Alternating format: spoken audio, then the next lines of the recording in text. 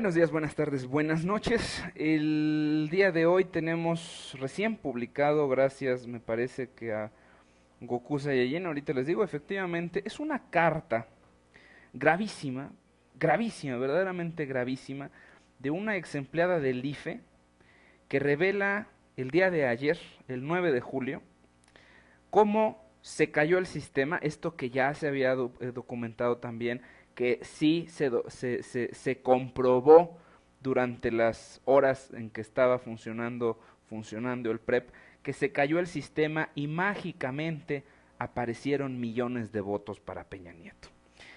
Dentro de este clima de descontento, generado por el resultado fraudulento de las elecciones presidenciales, donde los diferentes movimientos ciudadanos y la ciudadanía en general se han encargado de documentar y resaltar los errores que a simple vista pudieron identificar durante el proceso de conteo mediante el PREP, además de los fraudulentos conteos distritales, yo quien soy una ciudadana en pleno en pleno goce de mis derechos como tal y con la misma libertad de expresar mi inconformidad por el trabajo final del PREP, no solo por la duda de su efectividad, eficiencia y claridad en su desempeño durante la captura de boletas con los resultados finales electorales, con los resultados finales de las casillas electorales, sino porque como ex empleada del PREP quisiera hacer una serie de señalamientos de cómo se dio el proceso de captura del PREP al que yo pertenecía.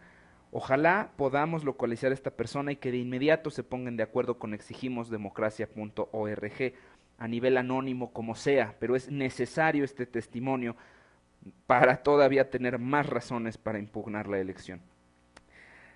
Dice la autora, quiero describir lo más breve pero conciso posible lo que sucedió en uno de los CEDAT, básicamente los centros donde estaban estas personas capturando. La captura de las boletas debe darse en una doble captura, en las terminales de captura remota, las TCRs, las cuales estuvieron funcionando correctamente durante las horas pico de la entrega de paquetes electorales.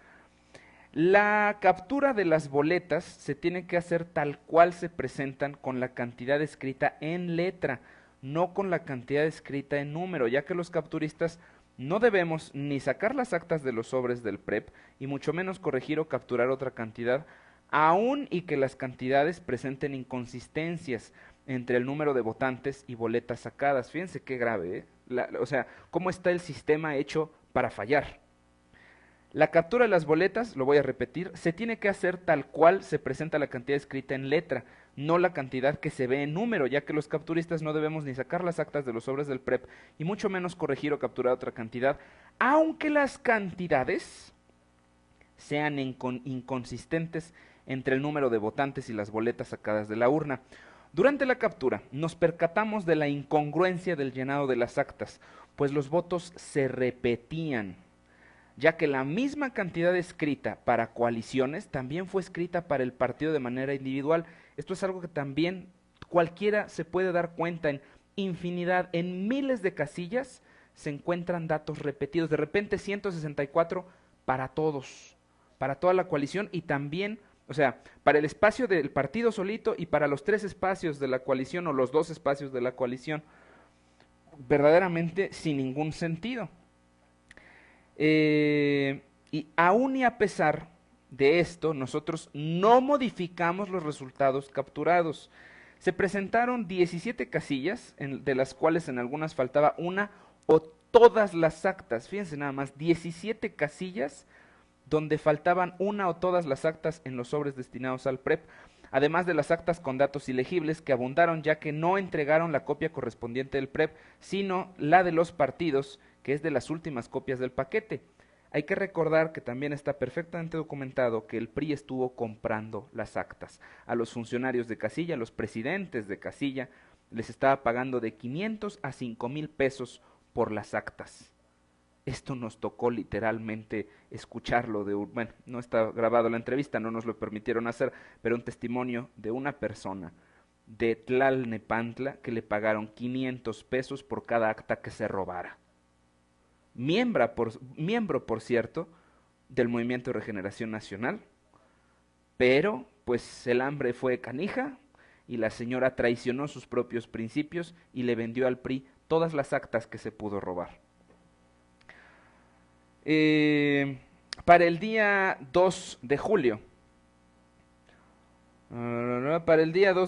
cuando el porcentaje de la captura era poco más del 75%, la diferencia entre los candidatos del partido de la corrupción, el PRI, y el movimiento y la coalición de la izquierda era apenas 1 millón de personas en la madrugada del lunes 2 de julio. Para ese mismo día, en la tarde, ¿por qué lo pauso? Porque es probablemente lo más importante del fraude que nos confirma esta persona. Para ese mismo día, en la tarde, antes de que se cerrara el cómputo a cargo del PREP, las TCR, las unidades de la primera captura, dejaron de capturar datos por un lapso aproximado de 1 hora. Es cuando la misma jornada dijo, se cayó el sistema. ¿Qué pasa? ¿Quién sabe? Se cayó el sistema por 1 hora completa. De igual manera llegaron a comenzar a hacer un ruido característico de cuando había una falla, esto observado en las prácticas anteriores al día de la elección. De igual modo, las páginas de verificación dejaron de reflejar cambios en las gráficas. Al regresar el funcionamiento de las TCR 1 hora después de que todo se había parado, de que todo se había caído, mágicamente 1 hora después, la diferencia entre los candidatos se acrecentó a más de 3 millones. Que alguien me explique. Esto está fundamentado también en que una ciudadana también lo alcanzó a ver. Durante la madrugada la diferencia era 1 millón y mágicamente de repente eran 3 millones de votos la diferencia.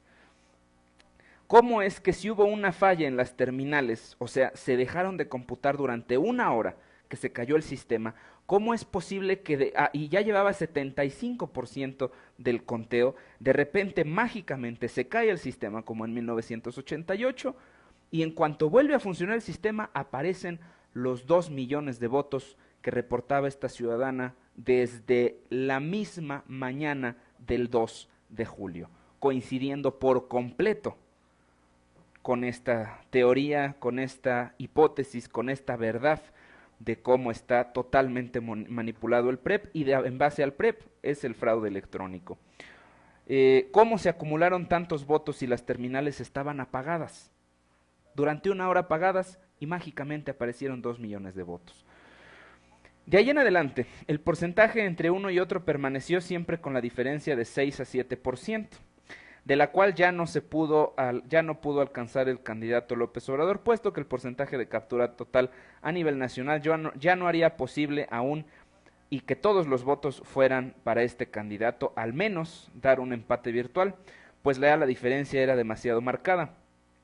Dice esta ex empleada del IFE, creo que el Instituto del Fraude Electoral, bueno, ese calificativo se lo doy yo, creo que el IFE juega con el trabajo que dedicamos los empleados de los SEDAT, los capturistas. Esto no solo lleva en declive la confianza de esta institución, sino que que se lleva en juego las garantías que como ciudadanos gozamos. El acceso a la información clara y oportuna no es una burla, y ustedes como instituto burlaron ese derecho. El ventilar de una manera burda los resultados al momento según se daba la captura en los SEDAC, pero valiéndose de otras situaciones ajenas a estos para manipular los resultados. Básicamente, insisto, se cae el sistema 1 hora y aparecen mágicamente 2 millones de votos.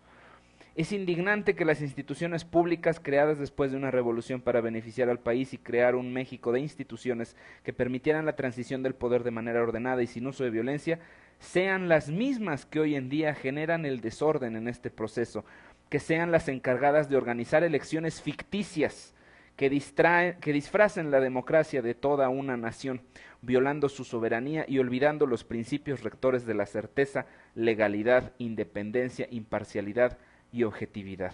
Hoy la inconformidad no es solo por la impugnación de una elección, hoy es la lucha por el respeto a la dignidad como nación. Recordemos que tenemos un pasado con voz ausente, un presente que la comienza a levantar y un futuro tan incierto que ya se prepara para gritar.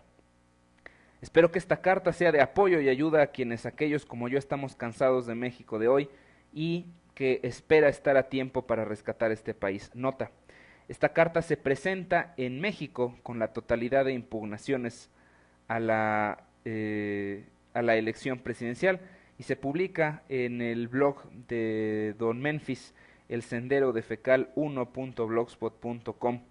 Ojalá Don Memphis pueda o podamos ponernos en comunicación con él para que a su vez se ponga en contacto con esta persona y denuncie, sea parte de los expedientes para impugnar este fraude electoral. Durísimo, durísimo, y concuerda seriamente con pues lo que se ha estudiado y lo que se ha publicado en el santuario. Vergonzoso. Esa es la democracia mexicana, un fraude que las mismas supuestas instituciones que les pagamos miles de millones de pesos. Por cierto, hay una nota que no hemos dado que se publicó en el santuario, que fue 100 millones de pesos costó el fraude. ¿Por qué? Porque es esta cantidad la que se les regaló al, al pendejo este de Leonardo Valdés Zurita. Ahorita les digo. Leonardo Valdés Zurita recibió 100 millones de pesos por avalar el fraude. Déjenme, es que este está en blog de izquierda, pero quiero encontrar el nuestro. ¿Dónde está? Creo que es esta. A ver. ¿O es esta? Bueno, aquí vamos a leerlo en el blogdelpueblo.com, que lo toma directamente del santuario. La entrada en el santuario se llamó Fraude Reloaded, que yo creo que deberíamos de colocarlo también en la columna de la derecha, que ya parece un cuadro de honor muy grande, pero me parece, si hay alguno de los administradores que esté ahorita al tiro, se los agradecería muchísimo. Leonardo Valdés Zurita recibió 100 millones de pesos por avalar el fraude. El consejero presidente Leonardo Valdés Zurita recibió 100 millones de pesos por participar en el fraude electoral para favorecer a Enrique Peña Nieto. Esto lo decían también desde un comunicado de Anonymous México, que no es lo mismo de Anonymous Ano no Pe Hispano, por medio de un comunicado de YouTube. Ahora, por otro lado, no es la única fuente. Si fuera de eso, pues bueno, desgraciadamente cualquiera puede hacer uno de estos videos. Esta es otra cosa. Bueno, no lo encuentro. No, esta no era la que quería. Pero bueno, este fue un texto que escribimos el día 1 de julio, después de no haber dormido prácticamente nada, y denunciando cómo se repitió el mal conteo del 2006, pero con muchos más elementos para revertirlo. No lo encuentro ahorita, pero debe de andar por ahí, a ver si al rato lo localizamos. Por lo pronto yo les digo buenos días, buenas tardes, buenas noches. Regresamos en 55 segundos y salud.